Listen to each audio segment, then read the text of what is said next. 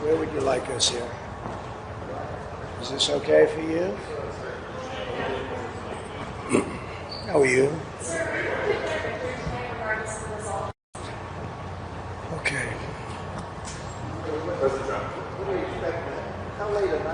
Well, I hear, I don't know, the people you mean? Numbers of people? A lot of people. They'll be at the convention center at Mar-a-Lago. We have a lot of people. I've just been very honored to find out that the lines are long, and the conservative lines, the Republican lines, are very long. We got back pretty late last night, and it was an honor. It was a great honor. We had 4 incredible rallies and left Michigan late at night. Many of you were with us, and I hear we're doing very well. I hear we're doing very well.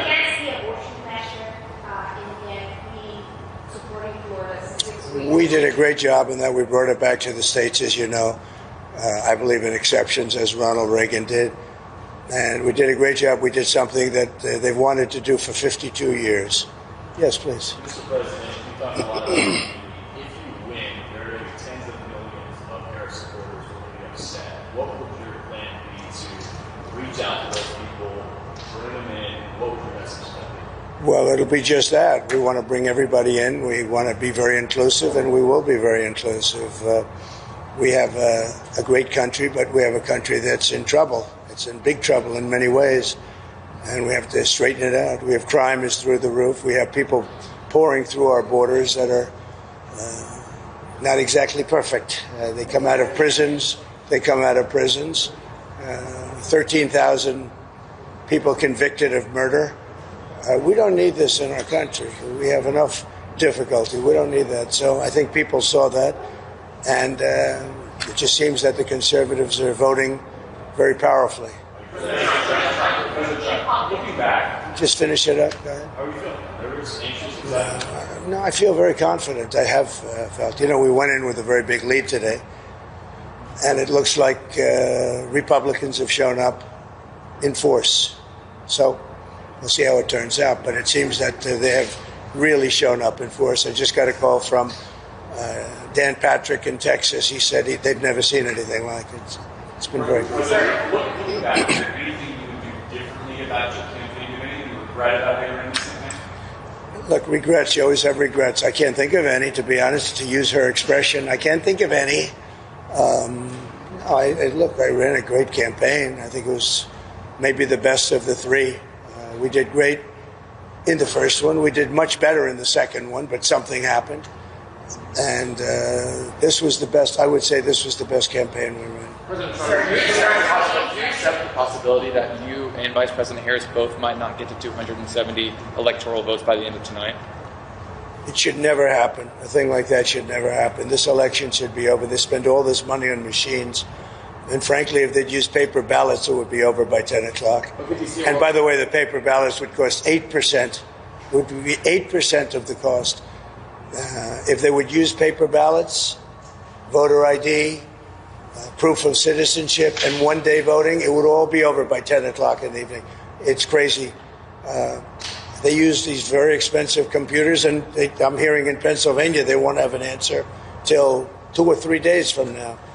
I think it's an absolute outrage if that's the case. Now, maybe it'll be later, but it's paper ballots in France. They went paper ballots because the mail-in was not working. It was corrupt.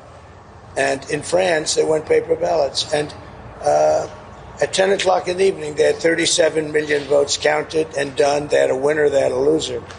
And in this country, I mean, I'm just hearing that in certain states, it's going to be a long time, and it won't even be close. It won't even be that close. They say, I'm going to win the state, but it's going to take a long time to certify it. Could you see a world where you don't declare victory tonight?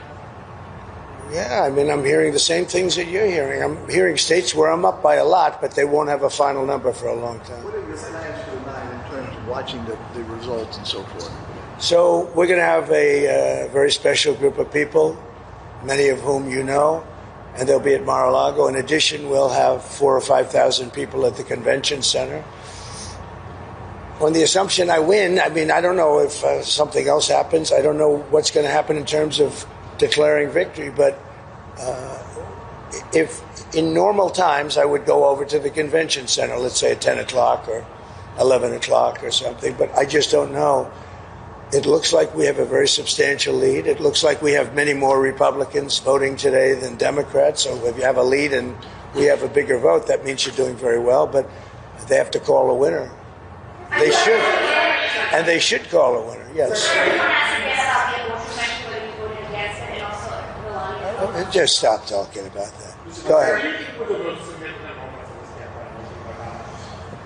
Oh, I don't know. I was honored to get Joe Rogan last night. I mean, Joe Rogan's a big deal. He's a very respected person.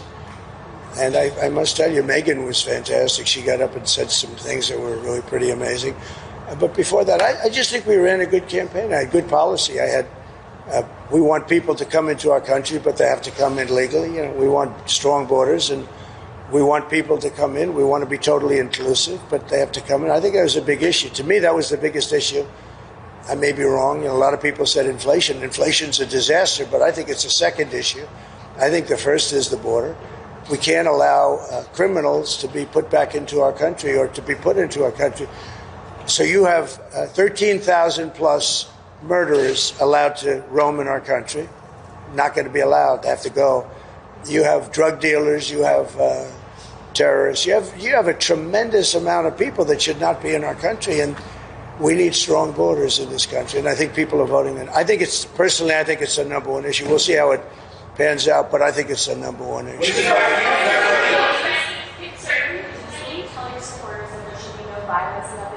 I don't have to tell them that. I don't have to tell them that there'll be no violence. Of course there'll be no violence. My supporters are not violent people. I don't have to tell them that. And I certainly don't want any violence, but I certainly don't have to tell. These are great people. These are people that believe in no violence. Unlike your question, you believe in violence. Go ahead. Where will you be looking early to see if you're having a good night or not? What's your goal? Well, I think I'll be at Mar-a-Lago for the most part. We have a lot of political professionals. I'm going over now with Melania, who I'm very proud of. She's got the #1 bestseller. Can you believe that? He can believe it. But so we're very proud of the job she's done with that. Her book is #1. But we're going to go over to the office in West Palm, and we're going to say hello to the workers. They've worked very hard.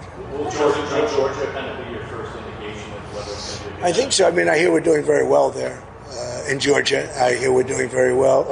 I hear we're doing very well everywhere. Now, I may regret that statement, but I'm hearing that we're doing very well everywhere. Would you go louder? Have you and your campaign prepared speeches for tonight? No, I haven't prepared a speech. No, I did speeches last night, all day long, all night long. At 2 o'clock in the morning, we left, and we did a lot of speeches. You can probably tell. But have they prepared both cases or not? No, I don't have to do that. You know, I'm not a Democrat. I'm able to make a speech on pretty quick notice. If I win, I know what I'm going to say, and I don't even want to think about the losing part. I would like to tell all of the people that are online to stay online. We have tremendous Republican lines, and I've been asked actually to say it. It takes a while. I'd like to just make the statement that I'd like the Republicans to stay online. Democrats, if they'd like, they can leave. But I'd like the Republicans to stay online. Any additional pressure today, given the criminal cases against you that would proceed if you lost or go away from one? I have no pressure whatsoever. I'm winning big cases. Those cases are all being won. The biggest case was the Florida case, and it's been won. I appreciate your nice question. Sir, you and Mrs. Trump have been doing No this pressure whatsoever. for nine years. Regardless of what happens tonight, is this your last campaign? Are you done after this? Yeah, I would think so. I mean, I would think so. How do you feel about it? Sad and very fulfilled. I think we're going to have a very big victory today. Mrs. How are you feeling? Very good, thank you. Thank you. If you win, do you have a plan in place to start naming staff and Yeah, we're already a transition team, but I don't like talking about that until I find out how we do. I mean, So how does it sort of prevent from Iran and sort of assassination attempts sort of shake your thinking and stuff, right? well, it doesn't. Look, we're not looking to do damage to Iran, but they can't have a nuclear weapon. That's my terms are very easy. They can't have a nuclear weapon. I'd like them to be a very successful country, but they just can't have a nuclear weapon. Does it change the way you live? All the threats? Well, I think Secret Service has been a little bit tougher, to put it mildly. I see more machine guns than I've ever seen in my life. We're surrounded by, I feel very confident with Secret Service. I think they've stepped up. Look, for a long time, they didn't give us the help. They didn't give us the assets, as they say, the manpower, woman power. They didn't give it to us. And we'd have rallies. You saw the rallies, 50, 60,000 people. And I'd have less people than Joe Biden, who had 5 people show up. And I'd have 55,000 people show up, and I had fewer people than him. So they should have done a much better job. And frankly, the president should make a very strong statement to the outside world, because How are you feeling about your team as you head into the last day? I think my team is incredible. Look, they say it's the best run campaign they've seen. Some people said it's the best run campaign they've ever seen. But in order to make that stick, you have to win. How do you feel compared to your past campaigns? Are you more confident now than you were about your team than you were in the last 2 races? My team, I'm very confident in. Many of them are the same players. As you know, Susie, a lot of the people are the same players. They've been very good. Mr. President, Oprah said at Harris's rally last night, quote, "If we don't show up tomorrow, it is entirely possible we won't be able to count the ballot again." Well, I think it's ridiculous. You know, Oprah, I was on her last show, or one of her last shows, and they picked the biggest people and all of that, and made a big deal. And I'm disappointed. I think Oprah's become a major divider in our country. And I think, frankly, she should be ashamed of herself. And you know who else should be ashamed? Fox. Because I've seen Oprah on Fox about 50 times making the same statement. And I think it's a disgrace what Fox does, because everyone thinks Fox is so pro-Trump. They're not pro-Trump at all. They've put Oprah on all morning long. That's all I see is Oprah. And, I knew Oprah very well. She's been at Mar-a-Lago many times. Roger King had his funeral. That's the head of King World, which was Oprah's mentor. And Oprah chose the location. She said, Mar-a-Lago is the most beautiful place. Would it be possible to have Roger's funeral at Mar-a-Lago in the ballroom? We did it. The only time I've ever had a funeral there. And I think Oprah should be ashamed of herself to say that. She should be ashamed. She knows me. She wanted to run with me as the vice president. She was going to be the vice president. She wrote me a letter. It's in the book. And now she goes and makes statements like that. She's a divider. And Barack Hussein Obama is a divider, too. There are people who are concerned that you didn't concede the election in 2020 when you lost. They're concerned that if you lost this election, you wouldn't concede again. What do you say to those people?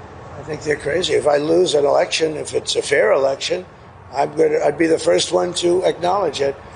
And I think so far, I think it's been fair. I think there's been a lot of court cases. Both sides are lawyered up. Thousands of lawyers are involved, thousands, can you imagine?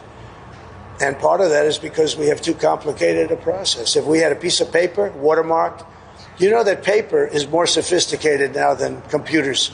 It's watermarked paper. It's unbelievable what happens with it. There's nothing you can do to cheat. And it costs you practically nothing to run. Think of it. We spend hundreds of millions and billions of dollars on these campaigns. You could do it for 8% of the cost and have accuracy, and we wouldn't have to be worried about when is Pennsylvania going to announce. It's really a shame. Last question. Last week, Howard Lutnick said that RFK would not be BJ's secretary. Does he speak for you? Well, he knows exactly what, but that's only based on what RFK told us. I don't think RFK wanted that. You're talking about Health and Human Services. Let me tell you, he's a great guy, RFK, and he's going to do pretty much what he wants as far as I'm concerned. He wants health for women, for men, for children. And I happen to agree with a lot of the things he says. The one thing I told him, and I've told you in speeches for the last 2 weeks, we got to keep him away from the liquid gold, because the liquid gold, we have more than any of it. It's called oil and gas. That one I'm going to handle. But in your cabinet, Well, I'd be honored to have him. Now, I haven't spoken to Howard about that, but look, if you think of it, he came in third, in running for president, right? He ran a very good race. He had obstacles. The Democrats just really unfairly put obstacles up, and hence Kennedy left the Democrat Party for the Republicans. Now, he's a very smart guy. He's a very caring guy. He's very popular, too. We get up and introduce him. The place goes wild. No, we love having him. And you know who else we love having? Elon. He's been great. And everybody, getting Joe Rogan last night and Megyn Kelly. This is very inclusive. This is a movement. This is the greatest political movement in the history of our country. And even you people, and some of you are fair sometimes, but it's the greatest movement in the history of our country, and I've made that statement 1,000 times. It has never been challenged. It is the greatest movement, and we're going to make America great again. Thank you all very much. Thank you. Nice to see you. Thank you.